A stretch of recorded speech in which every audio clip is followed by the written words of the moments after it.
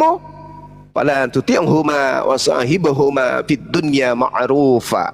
Jangan kamu ikutin orang tuamu ketika dia mengajak engkau untuk murtad, ketika mengajak engkau untuk menyembah kepada selain daripada aku. Jangan kamu ikuti, akan tetapi tetaplah berbuat baik, berbuat ma'ruf kepada keduanya. Tuh, Islam tuh, indah kali tuh Islam.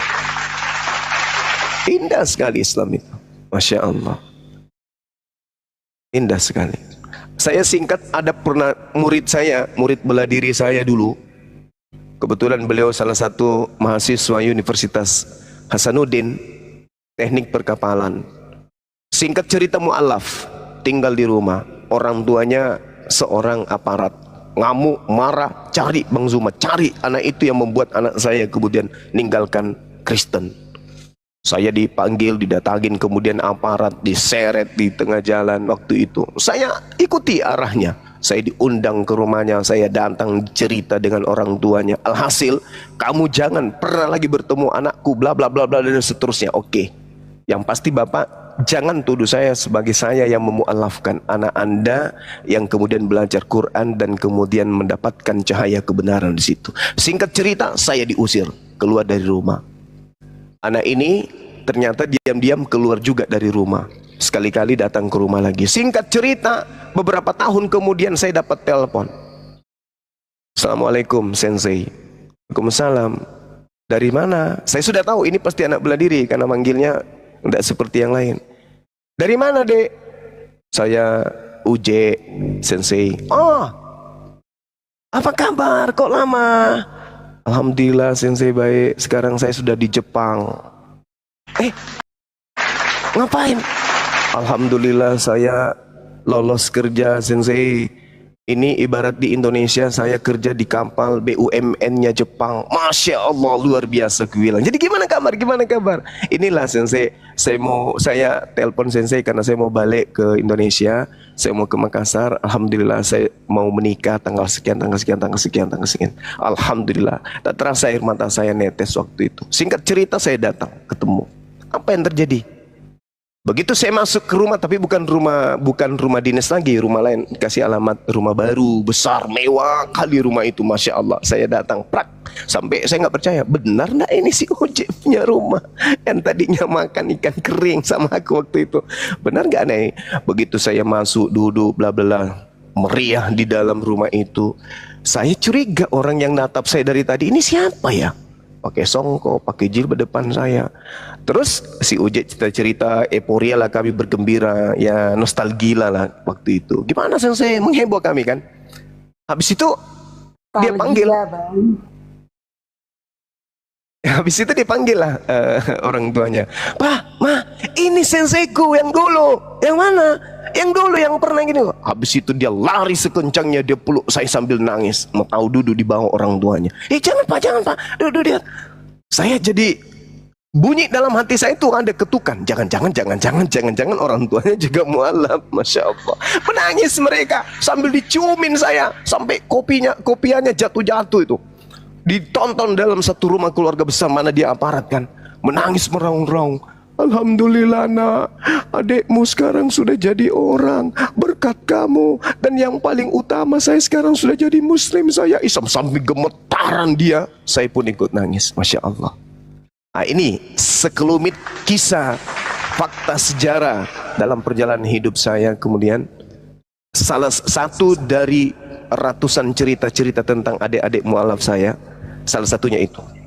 Dibenci, dimaki, rumah saya diteror, didatangkan kemudian aparat dan seterusnya. Alhamdulillah berakhir dengan indah.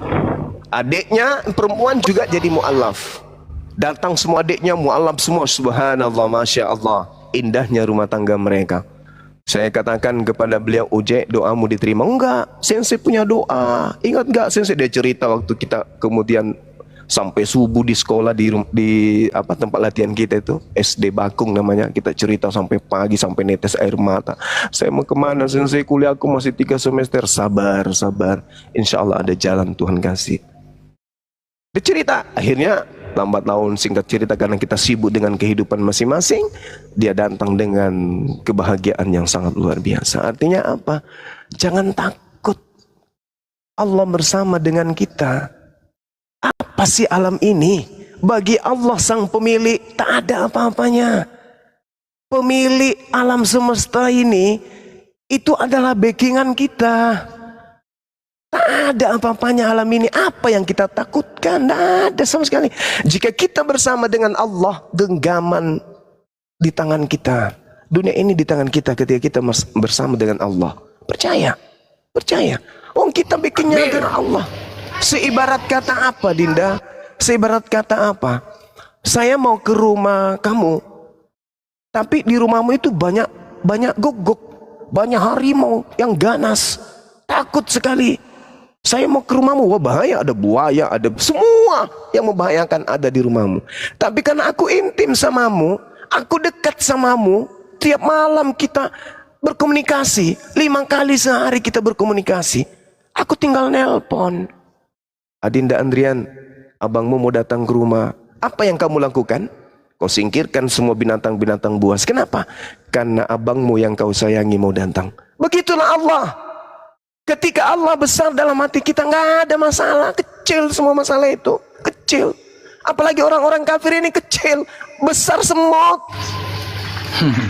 Besar semut. Mereka ada musuh Allah. Mereka adalah musuh-musuh Allah. Mereka musuh-musuh Allah. Dan kita ada pada pihak Allah. Jangan takut. Mereka semut itu lebih besar dari mereka. Kecil. Kecil itu. Kita bersama dengan Rasulullah. Kita bersama dengan Allah. Backingan kita luar biasa. Backingan mereka manusia. Yang mereka paksakan jadi, ya jadi itu. Kalau kita Allah yang menciptakan, yang mengutus Tuhan mereka. Backingan kita. Jadi nggak usah takut. Masalah orang tua. Kalau ada ini cinta, maka tinggalkan kemudian kekufuran.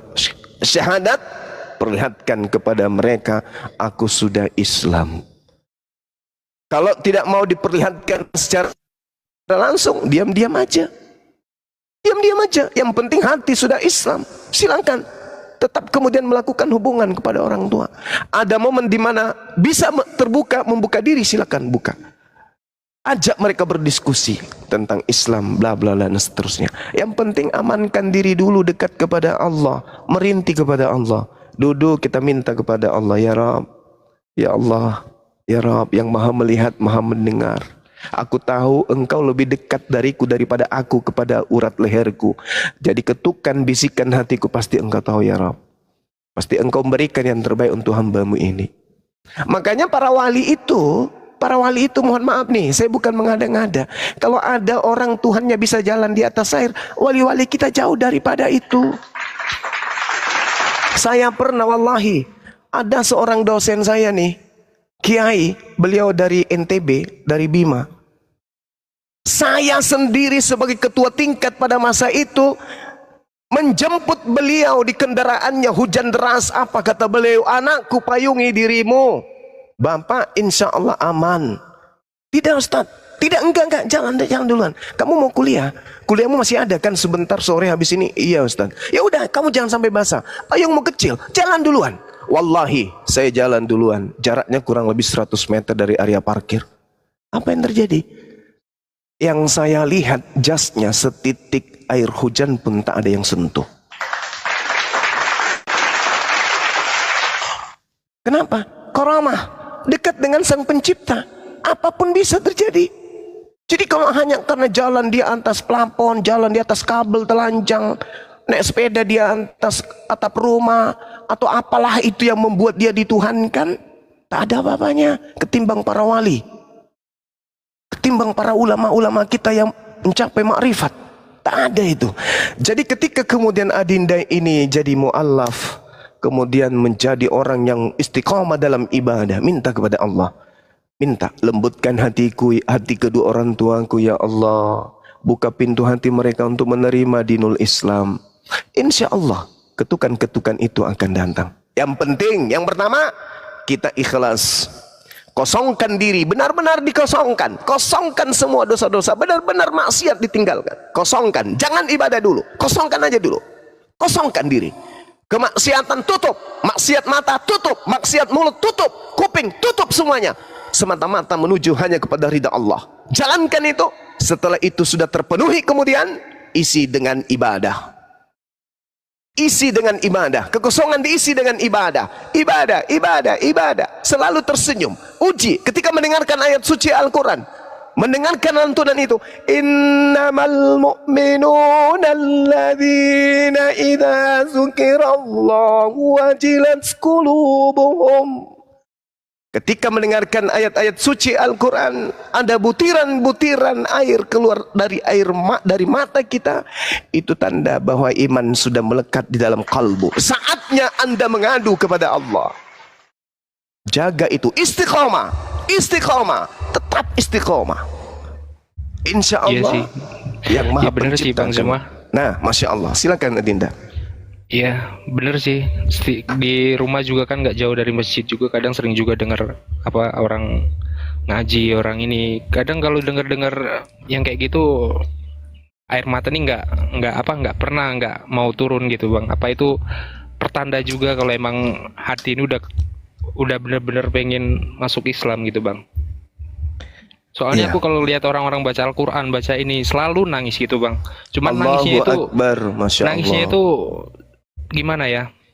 Ya nangisnya karena nangis sedih aja. Kenapa kok aku dilahirkan dulunya di keluarga yang non Muslim gitu? Kenapa dulu waktu aku lahir nggak langsung Muslim gitu loh Bang? Itu yang membuat aku tuh Masya Allah, ngerasa nyesel gitu Bang. Masya Allah. Cuman jadi sampai sekarang aku tuh bingung Bang. Bingung. Sampai sekarang juga aku nggak pernah, yang walaupun aku orang Buddha, aku nggak pernah sholat, nggak pernah ini, nggak pernah nyembah ini. Aku masih bener-bener pengen tahu gitu loh, pengen ngeyakinin keluarga aku gitu loh kalau Islam tuh bener. Cuman aku bingung cara ngeyakinin orang tua aku tuh gimana gitu supaya bisa nerima kalau aku nih Muslim gitu Bang. Ya. Jadi sampai sekarang aku masih dibilang nggak punya agama, ya emang lagi nggak punya agama sih Bang. Cuman aku yakin kalau aku emang bener-bener udah pengen banget meluk agama Islam gitu Bang. Cuman yang jadi kendala aku cuman itu tadi Bang Zuma, dari keluarga itu tadi. Aku takutnya nanti aku meluk Islam aku dibilang anak durhaka, tapi aku udah tahu sih apa yang Bang Zuma tadi sampaikan, ceramain, aku udah paham gitu kan. Cuman yang ngebuat aku ragu, masih belum bener-bener pengen berani ngucapin syahadat, cuman itu tadi keluarga aku sih Bang. Aku pengen belajar lagi, pengen lebih ngedalamin lagi gitu Bang, pengen istilahnya pengen ngeyakinin banget kalau emang pengen ngajak semua keluarga aku gitu kalau Islam ini emang agama yang benar gitu. Maksud aku kayak gitu nantinya Bang. Jadi aku masih belajar gitu Bang Zuma. Iya, Masya Allah. Iya, jadi langkah selanjutnya itu Adinda nanti setelah misalnya udah bersyahadat nih ya, entah itu melalui kami atau melalui teman-teman muslim yang lain di tempat Ade ini tinggal, dekatkan diri dengan orang-orang yang taat ibadah. Dekatkan diri dengan orang-orang yang taat ibadah. Insya Allah. Selalu berdoa kemudian agar orang tua dibukakan hatinya, dilembutkan hatinya untuk menerima Islam. Seperti itu. Karena hanya orang yang menggunakan akal sehatlah yang kemudian bisa sampai kepada Islam.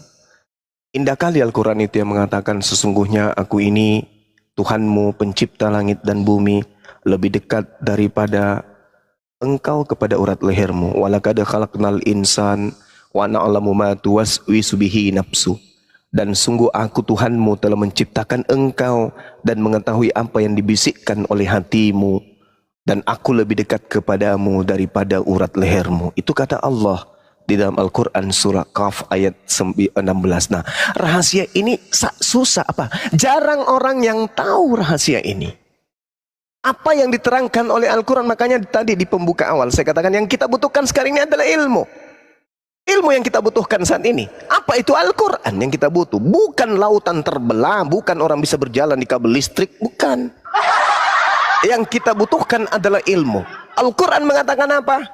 Walaqad khalaqnal insan wa na'lamu ma tuwaswisu bihi nafsuh wa nahnu aqrabu ilaihi min hablil warid, kata Allah. Aku Tuhanmu lebih dekat loh kepadamu daripada kamu sendiri terhadap urat lehermu. Aku lebih dekat kepadamu daripada urat lehermu kepada dirimu. Sedekat-dekatnya urat lehermu kepada dirimu, aku jauh lebih dekat kepadamu daripada itu. Nah ternyata dimensi ini ketika kita diajak untuk belajar, maka Allah kemudian menerangkan melalui akal kita. Siapa yang mengenal dirinya, maka dia akan mengenal Tuhannya. Ini adalah sebuah kalimat sederhana, ucapan ulama-ulama kita terdahulu, yang mengandung arti apa? Makna yang sangat mendalam, bahwa kebesaran Tuhan dalam diri manusia yang menjadikan kemudian manusia menyandang predikat selaku subjek yang berkehendak, khalifah, pemimpin yang mengatur, yang berkarya, yang menginstruksikan, yang menciptakan, yang mengadakan keadaan. Yang tadinya tak ada yang disebut pesawat, tiba-tiba ada yang terbang. Yang tadinya tidak ada yang disebut mobil, tiba-tiba ada saja kendaraan yang bergerak.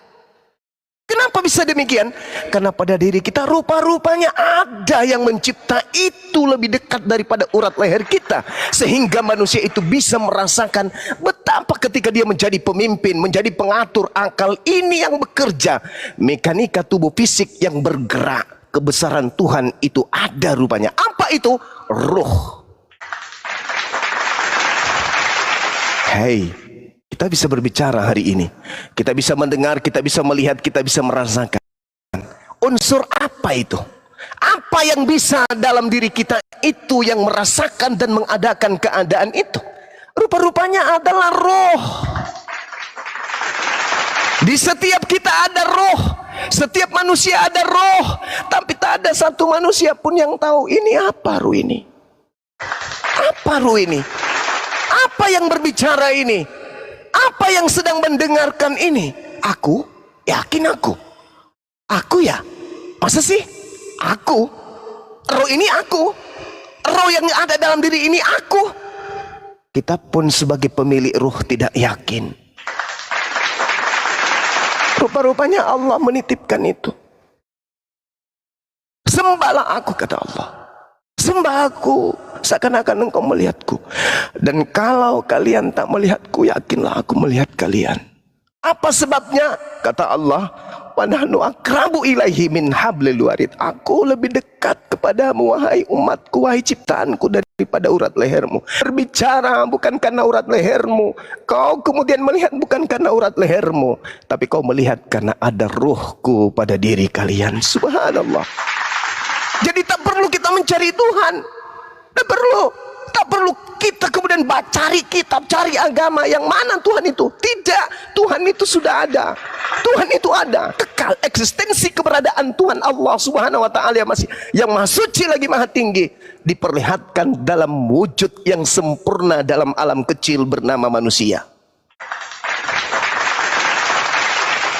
Jadi sebagai muslim, apa yang perlu kita sadari? Menyadari entitas ruh dalam diri kita. Disinilah bersemayam kebesaran, kekuasaan Allah yang maha suci, yang tak terbendung oleh alam semesta. Ini hanya bisa sampai kepada orang yang mengenal dirinya dan mengenal ruhnya, serta mengenal Allah yang menciptakan alam semesta. Sekali lagi saya katakan, kita manusia perlu menyadari entitas ruh yang ada pada diri kita. Disinilah tempat bertahtanya kebesaran kekuasaan Allah yang tak terbendung oleh semesta. Dalam tubuh kita manusia inilah terdapat kebesaran Allah. Mengenal tubuh bukan dengan akal, melainkan dengan pendekatan ilahiyah. Maka jangan sombong yang hidungnya mancung, jangan merasa rendah yang pese, jangan merasa bangga yang rambutnya krinyol, jangan berbangga diri yang kulitnya putih. Kenapa? Semua itu hanyalah fata morgana, yang kekal adalah Allah. Jadi sahabat, adinda, Islam itu implementasinya akal.